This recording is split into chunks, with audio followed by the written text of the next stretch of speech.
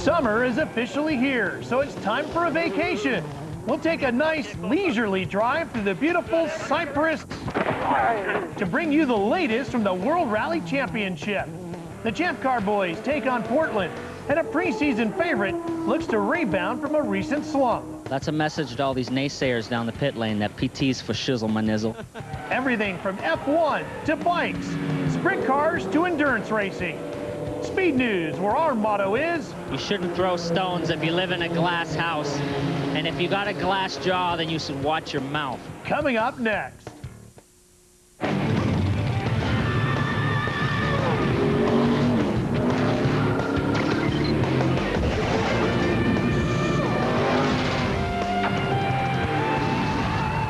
No anchor changes here, just a fresh set of scripts and a quick drink of water. I'm Ralph Shaheen. Welcome to Speed News. Strap in and come along for the ride as we get you up to speed with the latest news from the world of racing. The Champ Cars have been enjoying a West Coast swing. Last week, the beautiful Monterey Peninsula. Then after a full day's tow north up I-5, the series unloaded their transporters at Portland International Raceway for today's running of the 20th annual G.I. Joe's 200. Speed Channel's Bob Varsha and Tommy Kendall were there to help break down the race for us. Well, Ralph, there's an old expression, live by the sword, die by the sword. A podium finish last week in Monterey, California, ended a long drought in the championship for Paul Tracy, and he came here to Portland International Raceway on a roll, daring his rivals to challenge him as he swept to pole position on Saturday. But it was defending the race lead in bold fashion on Sunday that eventually was Tracy's undoing. Like last year, the race took 3 attempts to get it started as drivers jockeyed for position down into the all-important turn 1. And when it finally got underway, poleman Tracy was caught by outside front row starter Michel Jourdain, the points leader coming in, who went around the outside of Tracy, then inside to take over the race lead. On the pit stops, Tracy tried to take the lead by lunging out in front of the oncoming Jourdain. He got it, but Jourdain's team protested Tracy's move, and he would be penalized, but not before Jourdain took matters into his own hands, tried to re-grab the position from Tracy, tangled with him. Jourdain wound up dropping out of the top 10. In fact, he finished 12th while Tracy resumed and eventually retook the race lead. A 5-second penalty on the pit stop allowed Adrian Fernandez, now in second, to move right up on Paul Tracy. And whether Tracy's car was damaged or not in the altercation with Jourdain, we'll never know. But he was easy pickings for Fernandez, who drove by into the lead and took the race victory. His first since the 2000 season, 8th career, but first as an owner-driver. Calvin Fish spoke with him. Well, it must have taken him a little bit longer than he would have liked, but finally, Adrian Fernandez, first driver car owner since Bobby Rahal to win in Champ Car competition. A great day for you. Yeah, I'm so happy. You know, it proves that it's not impossible, and we start this team from zero and from scratch, and you know, I'm so proud of them. We have some tough moments, and we've been competitive, but not exactly what we wanted. And today, this weekend, we were always strong, and the last set of tires was fantastic, and that gave me the opportunity to push PT hard, and that's when he made his mistake. And you know, if I was not going to take that braking, you know, I was going to blame myself forever. So so happy.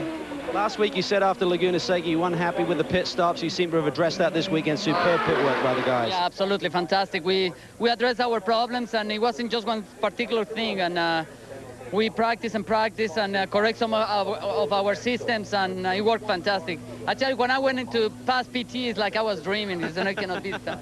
And then when I saw that I was leaving him alone, I said, well, at least it's going to be easy, you know. It's not going to fight to the end. So I was just so happy I had a great car. Okay, well, the pressure was on. Michel Jourdain's certainly been kicking butt. Finally, Adrian Fernandez does it for the Ducati team.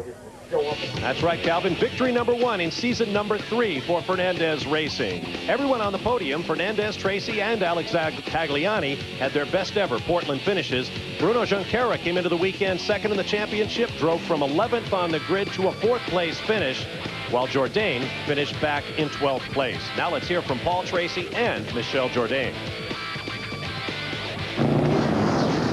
I'm disappointed for my team. You know, I led the race there, and I made a mistake, and then I really just blew it. And you know, let Adrian get by me. I ran wide on the brakes and got it out in the marbles, and Adrian got a run on me.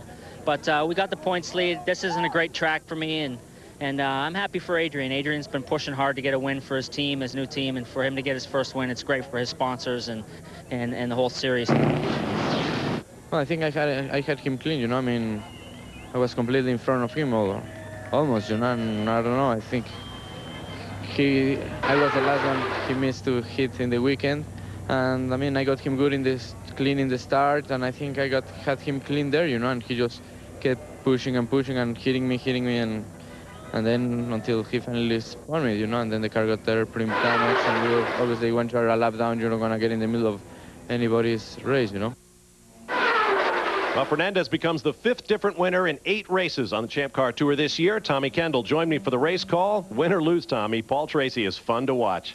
Yeah, there's no question about that. But for Adrian Fernandez, after almost coming to blows with Paul Tracy after practice on Friday, it must have been particularly sweet revenge to stuff it down the inside for the race win first as a team owner. And then, of course, Paul and Michel Jourdain really duked it out on the starts, pit stops, and then that one incident. It's not how Michel saw it, but it was pretty clear to me he thought he was all the way clear, but he wasn't all the way clear, and Paul was still inside. So I'm sure we haven't seen the last chapter in that rivalry as we head to Cleveland. Well, Tracy didn't get his 4th victory of the year, but he does reassume the points lead by just a few as the Champ Cars get set for Burke Lakefront Airport in Cleveland in 2 weeks. For Tommy Kendall, I'm Bob Varsha. Back to the studios. Ralph? All right, Bob, as Bob and Tommy mentioned, Paul Tracy reclaims the points lead by virtue of his 2nd place finish. Jourdain drops back to 3rd, and Bruno Junqueira, who has been very consistent all season, moves up to 2nd. Fernandez makes a big jump this week to 5th, thanks to his first victory since 2000 at the G.I. Joe's 200. Now you know, and of course, knowing is half the battle if you're an old G.I. Joe. If you have never seen the World Rally Championship in action, I encourage you to join me tonight at 9 Eastern for Speed's exclusive same-day Sunday coverage of the Cypress Rally. If you don't want to see the highlights, do us a favor. Take the next few minutes to call all of your friends and remind them that the rally show is on at 9 tonight. One man's vacation destination is another man's nightmare. Now, I'm not talking about the corporate team relations building trip your boss wants to take you on. I'm talking about the island of Cyprus, a vacation destination for hip Europeans looking for a beach and a drink with an umbrella floating in it. And for the drivers of the WRC, however, the word brutal is an understatement. Day 1, championship leader Richard Burns, running first on the road, struggled with the loose gravel and a faulty transmission. Biggest surprise early on was Asphalt Ace Gilles Panizzi, who was running as high as 2nd in his privateer Peugeot before mechanical problems ended his run on day 2. Day 1, however, was all Harry Rovanperä, until the day's final stage when his Peugeot's gearbox began to have problems. Day 2 saw lots of retirements. 9 works cars fell out, including reigning world champ Marcus Grönholm, who would break the prop shaft on his Peugeot, leaving him with only 2-wheel drive, which ultimately forced his retirement. Marco Martin, who won the last round at the Acropolis Rally, wouldn't make it 2 in a row as his engine choked on the heavy Cypress dust, knocking him out. Day 2 also spelled the end for former world champ Richard Burns, his first DNF of the year when his radiator let go. Sometimes the most important piece of technology in the car is a cell phone. Harry Rovanperä only had 3-wheel drive, but the Peugeot crew called in with instructions to try and fix it. Monte Carlo winner Sebastian Loeb wasn't blazingly fast, but he was consistent and closed in on Harry, but came up 2.8 seconds short. Subaru's Petter Solberg and co-driver Phil Mills got their first win at the Rally of Great Britain last year. They racked up number 2 today as his teammate Tommy Mäkinen douses him with champagne back at service. Petter picks up the maximum 10 points. Citroën was the only team to get all 3 of their cars to the finish, with Sebastian Loeb, Colin McRae, and Carlos Sainz finishing 3rd through 5th. Mikko Hirvonen was in the only surviving Ford Focus, which was last year's version of the car. Richard Burns still hasn't won a race for Peugeot, but he leads the points by 1 over Turkey winner Sainz. Reigning world champ Marcus Grönholm has 3 wins and 4 races where he has scored nothing. Peugeot leads the manufacturers' battle by 8 over Citroën. From a 5-time world champ who is at the top of his game to a struggling strapped-for-cash team that is just hoping to stay in the game, we have all the news from the Formula One circus coming up next. And also on the world stage, we have highlights from the FIM's World Superbike races at the Misano Circuit in San Marino. Speed News is brought to you by Circuit City. We know the excitement you feel about the latest digital toys. That's why we're here. Circuit City, we're with you. The latest Formula One news is brought to you by BMW. During the weekend of the Canadian Grand Prix, Formula One Supremo Bernie Ecclestone bought into Paul Stoddard's struggling Minardi outfit. The deal was reportedly worth $4 million. This coming just days after Stoddard and Ecclestone had a dispute stemming from television money that was owed to Minardi. The story gets even more bizarre. Only 3 days after being bailed out by Bernie, Minardi purchased 5 of last season's version of the Arrows chassis. The A23 chassis, you see, used the same Cosworth engine that Minardi presently uses and was one of the most aerodynamically efficient on the grid. Stoddard claims they are just for ideas, but don't be surprised if there is a new look to the Minardis at the Nürburgring next weekend. In other F1 news, Michael Schumacher took the points lead for the first time this season with his win at the Canadian Grand Prix. It was his 4th win of the year, but he only has a 4-point lead over Kimi Räikkönen. Michael blames the narrow gaps in the point system. Yeah, if you imagine that one wins 1 race, the other wins 4 races, and there's only 4 points different, you sort of think whether that's right or is wrong. I mean, I'm probably not so pleased with it, yeah. With the points lead, Michael is now well on his way to a record-breaking 6th driver's title. He is currently tied with Fangio at 5, and it would be the 4th in a row, which would also break a Fangio record. Little bro Ralph has scored points in every race and jumped from 4th to 2nd. Coulthard drops even farther back after his 3rd DNF of the season. And for all you F1 fans, tonight at 11 p.m. Eastern, we have another episode of Formula One Decade. It's the 3rd round of the 1993 season, the European Grand Prix from Donington Park in England. Relive it tonight at 11, only on Speed.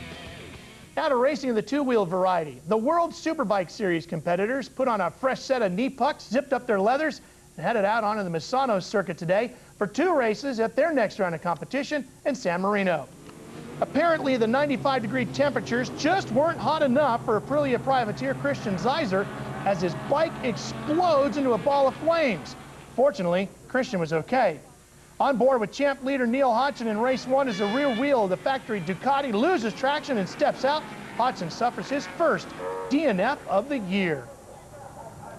3 to go, and Ruben Zaus on the other factory duck came from 12th to pass Frankie Keeley for the lead. Frankie, who turned 39 on Saturday, has a huge high side on Sunday, and I guarantee you that nearly 40-year-old body will feel that one in the morning. Ruben sees the checkers for the first time since September of 2001 for his 3rd career World Superbike victory. Race 2 now, last lap, and Ruben's feeling it today as he again worked his way to the front and drafts past Hodgson for the lead. Last couple of corners, and here comes Hodgson.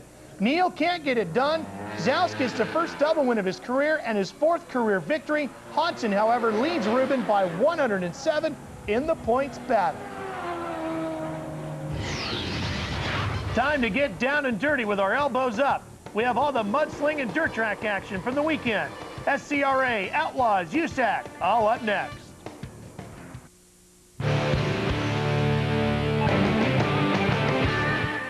If you're the type of race fan who believes that asphalt is for getting to the track and that dirt is for racing, this is your segment of the show. We've got plenty of tear-offs and plenty of action from some of the country's best mudslingers. We've got wings, non-wings. Hey, whatever your passion, we've got the highlights.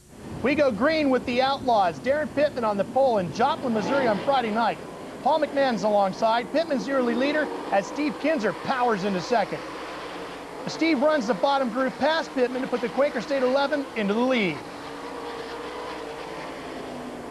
The King pulled away for the win. Daniel Lasowski was 3rd, so the King extends his points lead to 10 over the Dude. Saturday night, Lakeside Speedway, Kansas City. Pittman on the pole again. Donnie Schatz alongside. Green flag, Pittman's the leader. Battle for the title. Kinzer squeezes inside of Lasowski. The King finishes 4th and adds more distance between him and the Dude. Pittman goes flag to flag for the win over Jason Myers and Schatz. All right, so you think that those big wings aren't traditional sprint car racing? Would you prefer to see the drivers lift off the gas and back her into the corners? Not a problem. We've got those highlights as well. First night of 2 for the USAC sprinters as they stomp and steer their way into turn 1 at the green.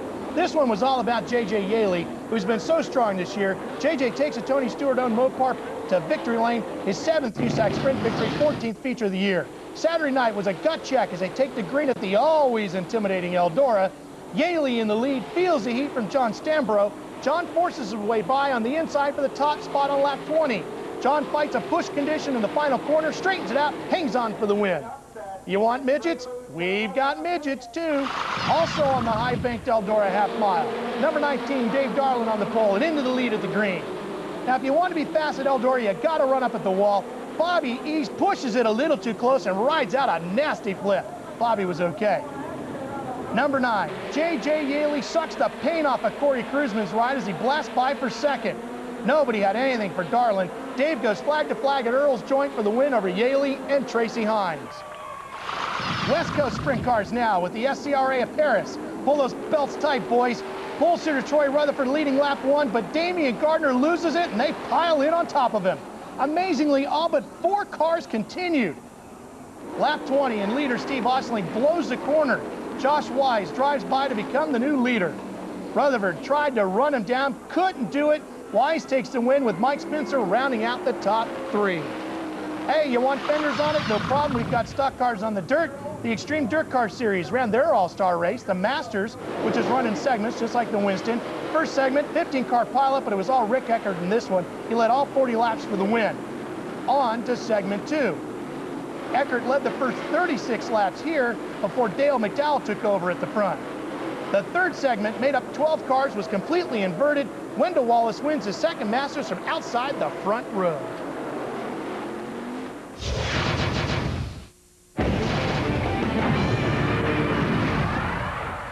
With most of the world's top road racers still dealing with sleep deprivation from last week's 24 Hours of Le Mans, and the American Le Mans Series not back in action until next weekend at Road Atlanta for the second round of their 2003 season, it was up to the Grand American Series to give sports car fans a reason to head out to the track. A 6-hour affair at one of America's best road courses, Watkins Glen. This 6-hour endurance grind would come down to a 3-lap sprint race. The 54 Bell Motorsports Chevy Duran leads with DDA Tays behind the wheel, with the Brumos Porsche of Scott Goodyear closing in. With 2 to go, they slam into each other in turn 1 and then pound each other all the way down the straightaway. Goodyear takes the lead. Tays gets a flat tire. Goodyear ends up being the first car to the checkers and wins the second race in a row for the number 58 Brumos bunch. Here's a look at the class winners, which included Goodyear, David Donahue, and Mike Borkowski in the Daytona prototype in their Porsche Fab car. In the GT class, it was Johannes van Overbeek, Seth Neiman, and Lonnie Pechnick in a Porsche GT3 RS version. In GTS, Tommy Riggins, Dave McHavren, and Scott Lagasse took the honors in a Mustang, and Steve Marshall, Robert Frilica, and Sean Bailiff took the honors in SRP2, driving a BMW Piaggio. The Toyota Atlantic Series was also in action at Portland. Ryan Dial leads the pack to the green on a wet track. Kyle Krisloff finds the limits of adhesion into braking for the festival curves. He finished 12th. No one on this day could match Ryan's torrid pace, however. He led every lap to claim his second win of the season over Joey Hand and Michael Valiente. Ryan used a big points day to move into second in the standings, which, of course, pleased team owner Diane Kotke to no end. Points leader A.J. Allmendinger in the Ford finished 4th to maintain the points lead. I don't know about where you've been living, but here in Charlotte, the weather's been miserable, and we finally saw the sun this week. Things are drying up and warming up, which means it's time to check the Advance Auto Parts racing calendar for a racing road trip.